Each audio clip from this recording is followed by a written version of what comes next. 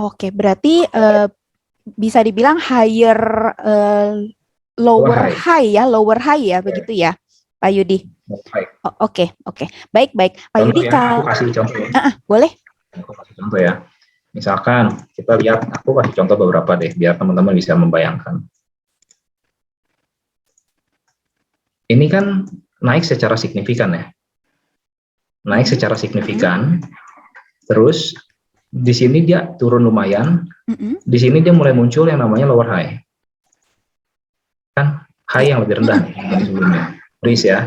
Aku kasih contoh lain. Antam. Dia mulai bikin lower high.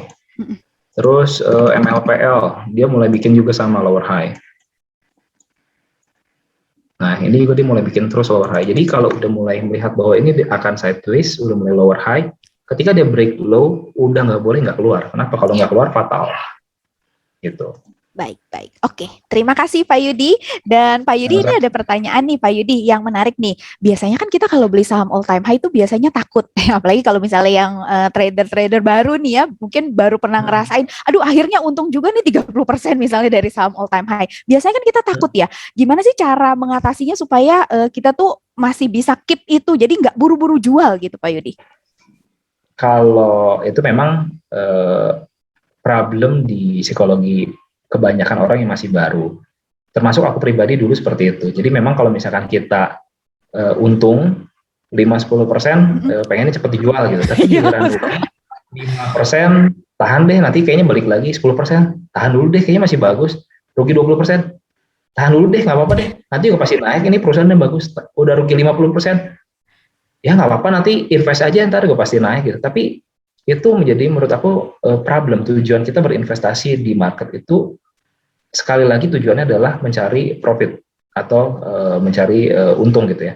Maka dari awal kita udah harus jelas, kalau misalkan kita mau trading, ya maka kita harus trading, jangan lagi trading jadi investor gitu karena nyangkut gitu. Itu tuh sangat berbeda metodenya. Kalau kita trading, beli mahal jual lebih mahal, beli murah jual mahal. Tapi kalau investing, beli semurah-murahnya, terus kita averaging terus sampai harga paling bawah selama company-nya bagus ya. Kalau company-nya nggak bagus, nggak boleh averaging down terus.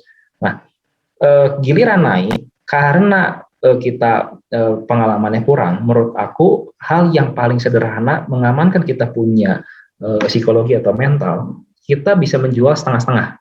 Misalkan kita beli harga 1.000, udah nyampe nih 1.300, udah profit 30%, udah cuan lumayan nih, takut turun nggak jadi profit, jual dulu aja setengah. Kalau dia turun setengah, kita kan at least udah cuan 30%, setengah di atas kan, kita akan tetap happy. Ketika turun ya udahlah, masih ada jual setengah di atas, bersyukur. Tapi kalau kita habis jual 50% di 1.300 dan harganya naik terus sampai ke 2.000, kita tetap akan masih bersyukur. Kenapa? At least kita masih pegangnya setengah. Tapi kalau dibalik ceritanya, kita udah deh, kita jual dulu 70% di 1.300. Kalau turun mau cover balik, ternyata naik terus ke 2.000. Menjadi menyesal, jualnya terlalu banyak. Gitu. Jadi menurut aku yang paling aman untuk istilahnya bikin mentalnya nggak goyang, kalau udah profit mau jual boleh nggak? Boleh-boleh aja, jual aja setengah. Gitu. Atau mau lebih nggak pusing lagi, jual aja modalnya, sisain aja profitnya. Biasa lebih nyantai buat nge-hold gitu. Oke, baik ya. Nah, ini buat sahabat Mira Asset nih sekaligus jadi tips nih sahabat Mira Asset. Mungkin sahabat Mira Asset ada yang sedang pegang saham gitu ya dalam jangka waktu tertentu yang misalnya udah untung lumayan dan harganya juga lagi all time high. Nah, itu tadi yang disampaikan Pak Yudi, bisa dijual setengahnya dulu, itu bisa menjadi salah satu pilihan begitu ya Pak Yudi. Pak Yudi, betul. Kita ke pertanyaan selanjutnya nih Pak Yudi. Nah, ini pertanyaan secara umum. Apakah analisa teknikal itu bisa 100% memprediksi harga? Dibilang 100% menurut aku nggak bisa 100% sih, tapi secara probabilitas cukup besar.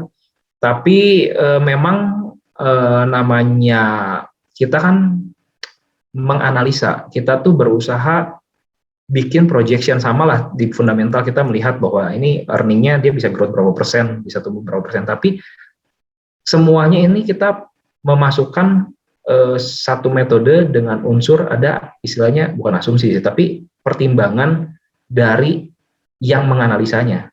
Nah, ketika kita melihat data, ada satu orang sama-sama technical analyst, tapi beda time frame-nya. Ada yang cuma melihatnya 1 minggu ke depan, ada yang melihatnya 1 bulan ke depan, ada yang bisa melihatnya 3 bulan ke depan.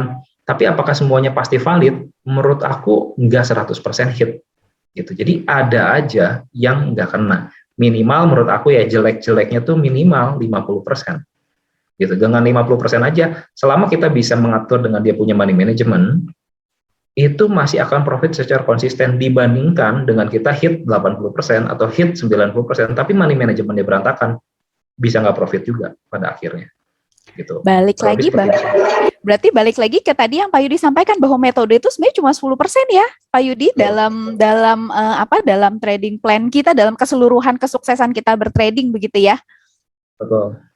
Nah, Pak Yudi, ini ada yang, ini cukup banyak nih Pak Yudi yang nanya tentang gimana sih caranya screening saham all time high gitu. Apakah yang biasa dilakukan Pak Yudi itu seperti apa? Kalau aku biasanya sih sebenarnya simpelnya ya. Kita kalau aku melihat di RTI aja, kan biasanya ada yang top gainer. Habis top gainer, aku cek secara manual biasanya. Atau misalkan di Mirai Asset pun ada. Top gainer, top value, top volume di menu AP1. Ya aku ada menunya, cuma aku lupa nomornya berapa. Nanti teman-teman cari aja. Itu di situ teman-teman bisa lihat secara manual, cek di punya chart. Perhatikan kalau misalkan dia udah mau deket-deket, pergerakannya udah deket-deket mau ke atas, dilihat secara panjang. Biasanya kalau aku pasang alarm. Jadi ketika break, udah tahu saham ini pasti all time high. Kayak gitu. Jadi lebih cepat. Jadi kan kita kan menunggu all time high ini nggak tahu kapan all time high-nya.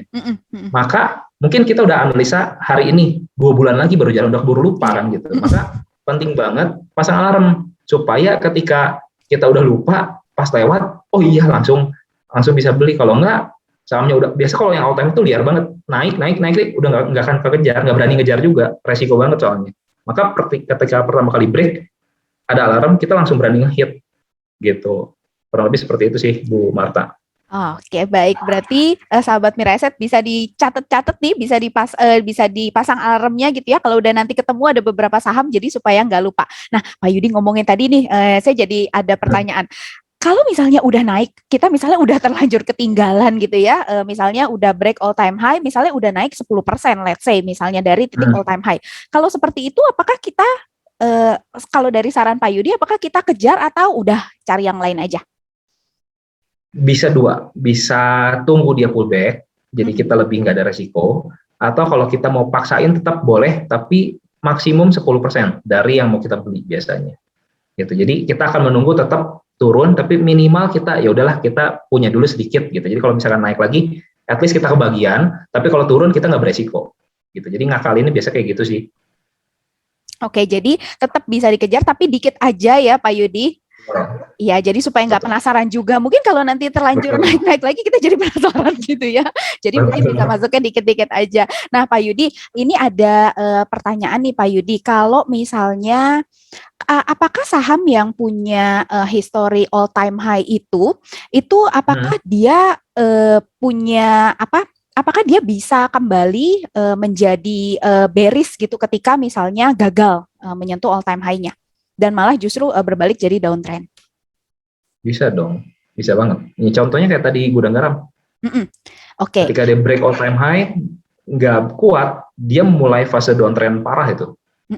Nah, ini nyambung lagi ke pertanyaan berikutnya. Kalau misalnya sahamnya lagi downtrend, ada nggak sih cara tradingnya, Pak Yudi? Yang lagi all time low katanya. Kalau aku gini loh, kita bisa mengukur penurunan. Bisa, dengan technical analysis bisa. Tapi apakah aku mau trading di saham yang lagi turun? Aku enggak. Kenapa? Karena aku punya pengalaman banyak ruginya dibandingkan untungnya. Mungkin sesekali untung, tapi masalahnya ketika dia turun, tekanan jual dia sangat tinggi. Maka dia naik itu sedikit, sedangkan kita kan pengennya cuannya gede gitu. Maka nggak cocok dengan kita punya karakteristik. Maka kita shifting. Tradingnya di saham yang uptrend aja. Kenapa? Karena sejelek-jeleknya, sesalah-salahnya entry, karena dia uptrend, pasti profit pada akhirnya. Tapi kalau kita paksain, kita kontra flow, atau kita lawan kontra trend, kita lawan trennya lagi turun, kita tuh kayak nabur garam ke laut, nggak ada artinya gitu, uangnya kita di market tuh nggak ada artinya. Maka sebaiknya menurut aku jangan, meskipun bisa mencari, bisa menghitung, bisa, tapi jangan pernah melawan tren. Paling enak adalah dia udah sampai ke dasar, berkonsolidasi, belok ke atas kita ikut. Kenapa? Karena udah nggak ada seller, udah beres jualannya. Kita lebih enak ngikutnya. Itu lebih enak sih. Ya, karena nanti balik lagi ke probabilitanya ya Pak Yudi, ya kan kita mau yang kemungkinan keuntungannya lebih besar ya daripada kemungkinan kerugiannya begitu ya. Betul. Nah, Pak Yudi, kalau misalnya kita beli saham all time high, ini biasanya nih itu salah satu resikonya kalau menurut saya itu adalah kena UMA dari bursa. Ya kan, biasanya harga udah naik berjilid-jilid langsung bursanya ngeliatin ini kenapa harganya. Nah, Pak Yudi biasanya mengatasinya seperti apa nih? Kalau udah keluar pengumuman UMA-nya.